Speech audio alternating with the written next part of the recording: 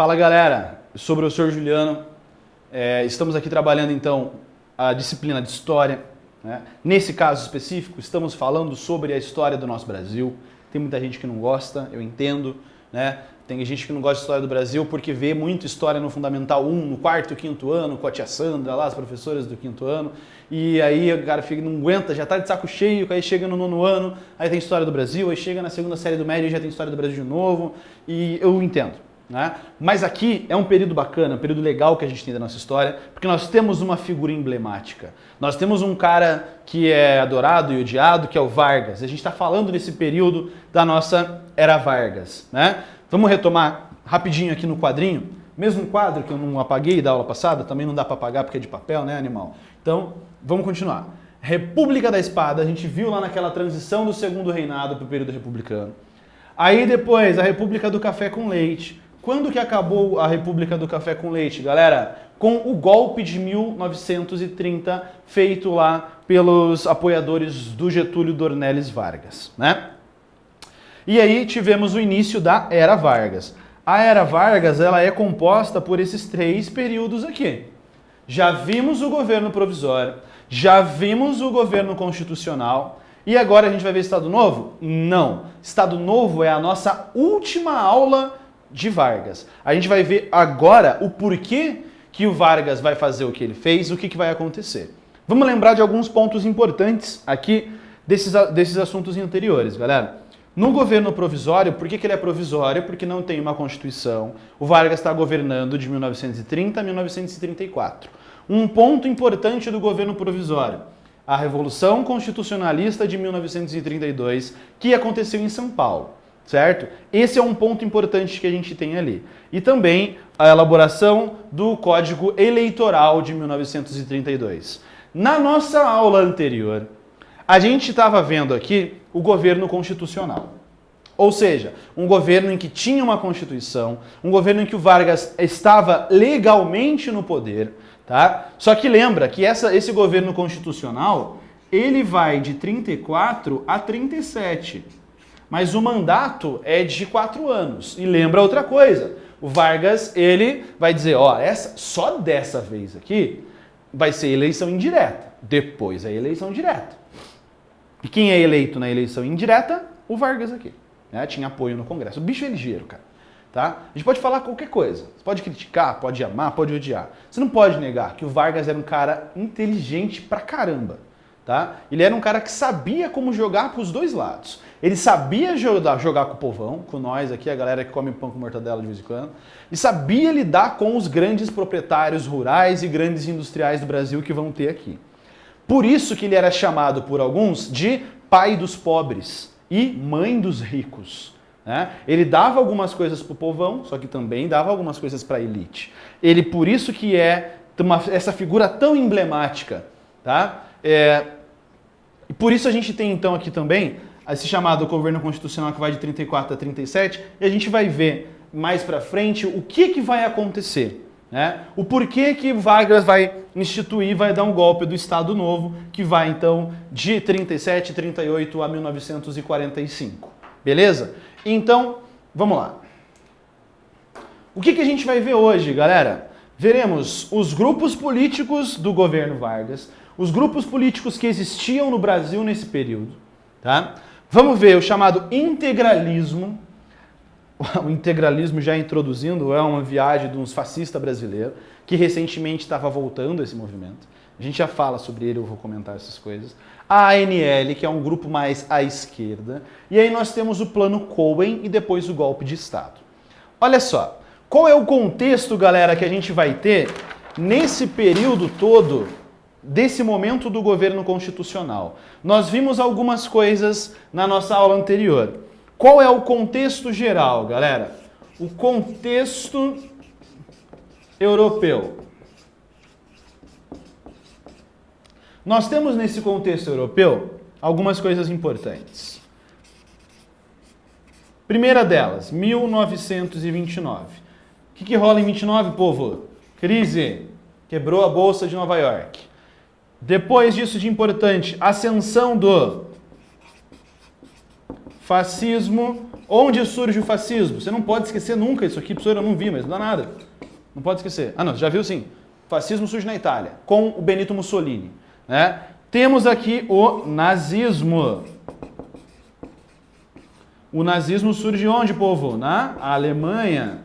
O que mais que a gente tem além disso daqui? Não podemos esquecer da União das Repúblicas Socialistas Soviéticas. Nós temos aqui o estabelecimento do stalinismo. O que é isso? O Stalin vai ganhando muita força. Né?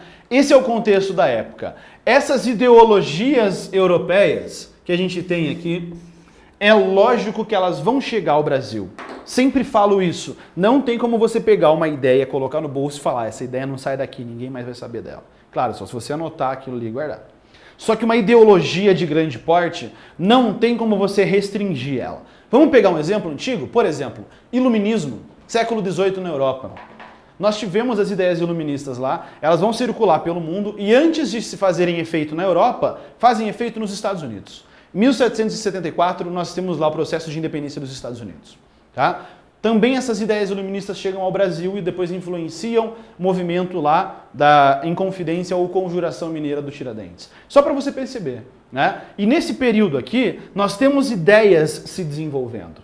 As ideologias aqui desse período são o seguinte, o fascismo na Itália e o nazismo na Alemanha, eles surgem como alternativas para a democracia. Eles vão dizer o seguinte, democracia não é bom. É melhor a gente ter um governo autoritário, nacionalista. Isso é muito melhor. A democracia está em crise, a democracia não é algo bom. Então elas são alternativas. Tá? Nós temos aqui essas três formas de governo, são formas de governo que a gente pode chamar de totalitárias.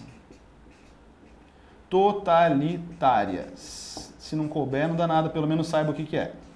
O que significa isso? O que significa dizer que elas são totalitárias? Você tem um poder controlado totalmente pelo Estado. E autoritárias também. Quais as diferenças? O fascismo e o nazismo são autoritarismos e totalitarismos de direita. E o stalinismo, ele é um totalitarismo de esquerda. Ou seja, aqui a gente tem aqueles malditos e malvados comunistas, tá? Que a galera gosta de falar mal até hoje, né? E a gente vai ver que tem semelhanças, inclusive, com o nosso mundo de hoje. Vamos lá. Esse é o contexto da época. As ideias fascistas chegam ao Brasil. As ideias esquerdistas, comunistas, socialistas chegam ao Brasil. E nós teremos grupos que vão beber nessa fonte e vão criar grupos fascistas e grupos socialistas. Vamos dar uma olhadinha aqui? Primeiro deles, pessoal, a chamada Ação Integralista Brasileira. Eu nunca coloco cores diferentes aqui, eu sempre vou seguindo o layout do SAI por causa que eu acho bonito e padronizar. Só que aqui eu coloquei o verde porque é o símbolo, é a cor que a gente tem desse grupo. Ação Integralista Brasileira, AIB. O que é isso, galera? Ele é um movimento fundado pelo Plínio Salgado, logo após a Revolução Constitucionalista. Ele é um movimento fascista que a gente tem no Brasil. Tá? Os fascismos eles têm em comum o nacionalismo exacerbado.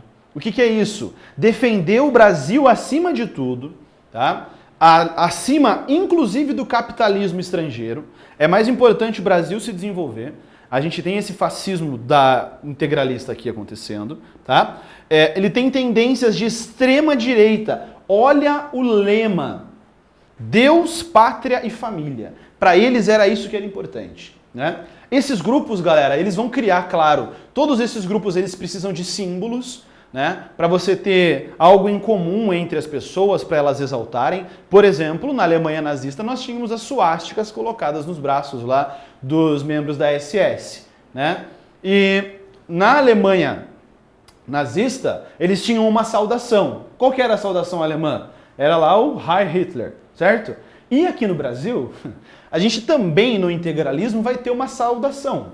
Sabe qual que é a saudação brasileira dos integralistas? O integralista via um outro do lado, levantava a mão e falava Anauê. O pior é que é verdade, cara. Não é zoeira. O cara falava Anauê. Era tipo, salve, é nóis. Para eles daquela época que eles sabiam que eles eram integralistas. Já imaginou se passando na rua o cara falando isso? A Naue demonstra a influência nacionalista que a gente tem do indígena nesse movimento aqui. Tá? Só essa frase, né? Porque os caras não vão defender indígena. Além disso, a ação integralista brasileira, o A e B, ela é um movimento também então, extremamente nacionalista. O que eu coloquei para vocês aqui? Negava a pluralidade de partidos e a representação. Não tem que ter vários partidos. Comunista, pior ainda. Não tem que ter partidos políticos, só tem que existir eles e mais ninguém. Tá? Antissemitismo. O que é antissemitismo, pessoal? Antissemitismo é o ódio aos judeus, tá? Presente também o antissemitismo, tanto no fascismo italiano e principalmente no nazismo alemão. E a gente vai... Nazismo, evidente, na Alemanha. O nazismo que foi desenvolvido pelos alemães. E aqui no Brasil a gente também tem esse antissemitismo acontecendo, tá? Culto à personalidade do líder. Quem era o líder? O Plínio Salgado, tá? E eles têm um símbolo. Qual é o símbolo do integralismo? Esse aqui, ó, o sigma, que é o símbolo da somatória, tá? A somatória dizendo que todos os brasileiros unidos são mais fortes do que eles separados em grupos políticos. Igualzinho o fascismo na Itália, né? Os fascismos vêm da ideia de fascio. O fascio era um fecho de varas, dizendo que todos juntos são mais difíceis de serem quebrados. Aqui a somatória é todos os brasileiros unidos são melhores do que os brasileiros divididos. Acabar com a ideia também de luta de classes que existiam, defendidas pelos movimentos de esquerda. Olha isso aqui. Bandeira do integralismo, tá? Esse aqui, bonitão, é o Plínio Salgado. A roupa deles ali, eles andavam com essas roupinhas pela rua, faziam os seus encontros ali com as roupinhas em verde oliva, né? Por isso que eu coloquei a cor da ação integralista brasileira assim também. E esse é o símbolo do sigma, tá? E esse é um dos grupos políticos que a gente tem no Brasil dessa época.